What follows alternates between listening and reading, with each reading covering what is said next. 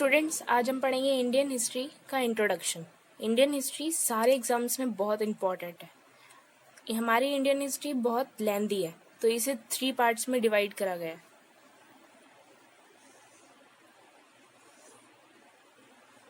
First ancient, second medieval and modern.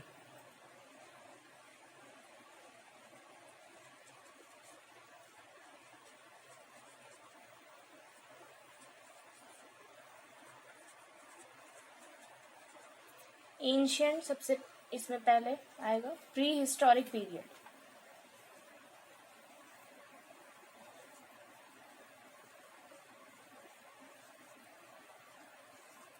Second Indus valley civilisation.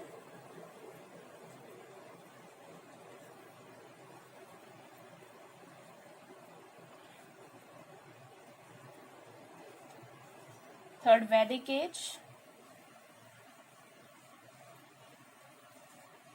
Fourth Magadha empire.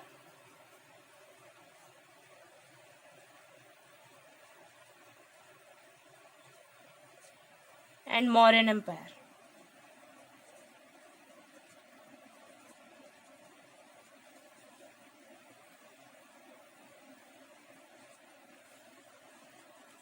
Fifth जो भी religious movement हुई,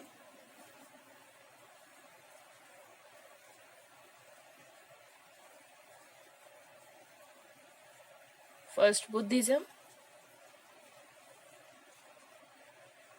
second Jainism.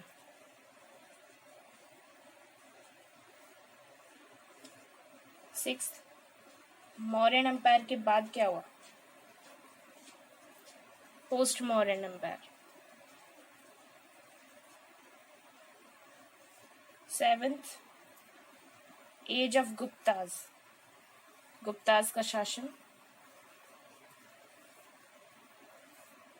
फिर eighth Pushyabhuti.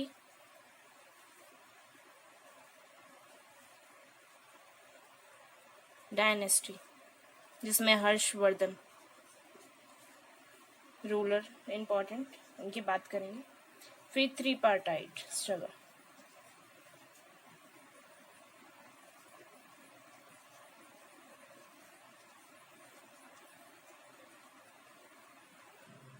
Ancient में इतना ही है। अब मैं इसे थोड़ा थोड़ा बता देती हूँ कि इनमें क्या पढ़ना है।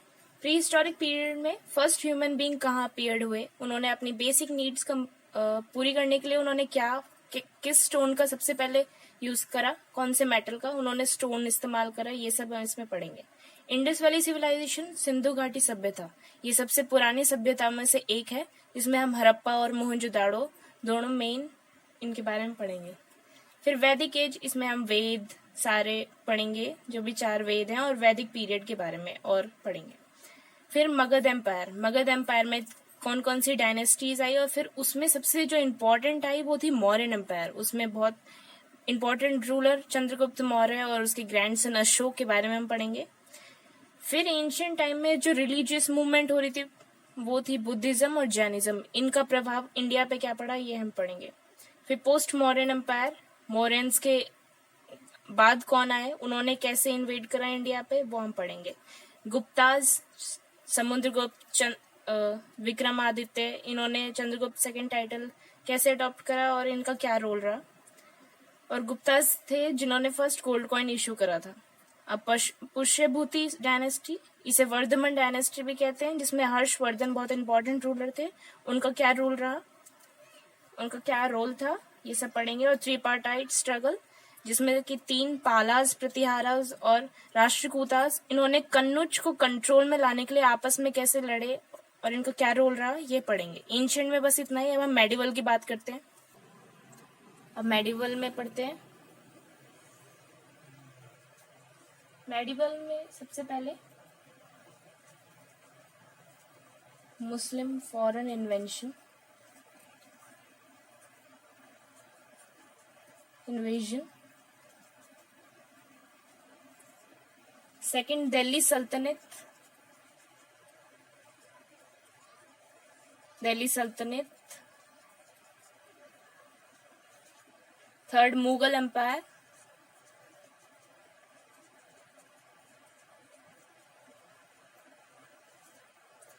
Fourth Tughlaq dynasty,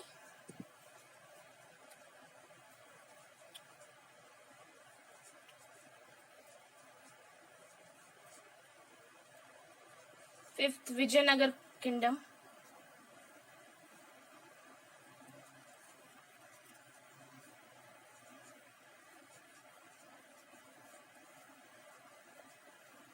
sixth and last Maratha as.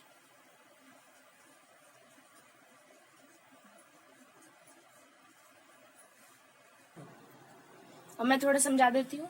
सबसे पहले मुस्लिम फॉरेन इन्वेजन, कैसे अरब और टर्किश से कैसे मुस्लिम्स ने इन्वेड करा, और सबसे पहला जो मुस्लिम था वो था मोहम्मद बिन कासिम, और फिर उसके बाद मोहम्मद गजनवी, मोहम्मद गौरी, ऐसे ऐसे इन्होंने इन्वेड करा। सेकंड है दिल्ली सल्तनत। दिल्ली सल्तनत पे, दिल्ली पे कैसे कब्जा हुआ, और 5 डायनेस्टी जो बहुत इंपॉर्टेंट है, slave dynasty,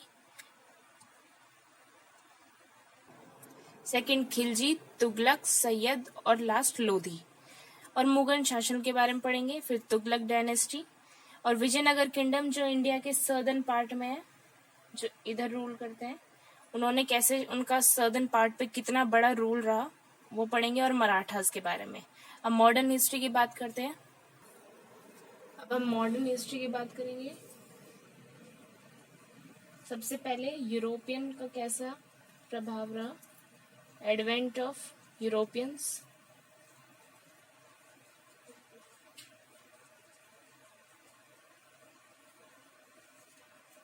second economic and commercial policies,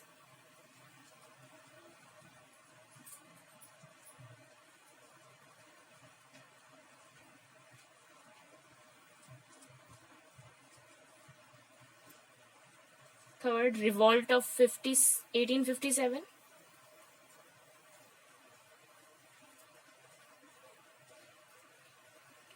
fourth governor general of Bengal,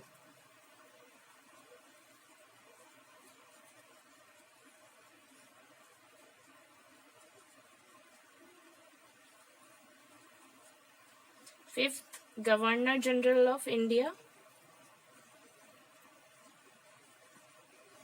governor general and viceroy of India.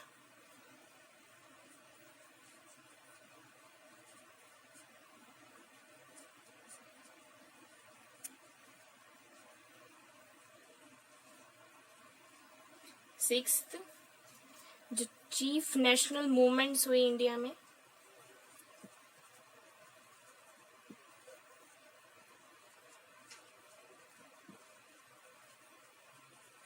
अब मैं इसे थोड़ा थोड़ा बता देती हूँ। एडवेंट ऑफ यूरोपियंस, किस तरीके से यूरोपियंस कैसे इंडिया की खोज में निकले, और जैसे कि Vasco da Gama, Portuguese, French, Danes, Dutch, English, ये सारे कैसे इंडिया में आए, ये सब पढ़ेंगे। इकोनॉमिक एंड कमर्शियल पॉलिसीज, कैसे लैंड रिवेन्यू की नए नए पॉलिसीज आने लगे, परमानेंट सेटलमेंट्स, रियायतवारी सेटलमेंट्स, ये सारे।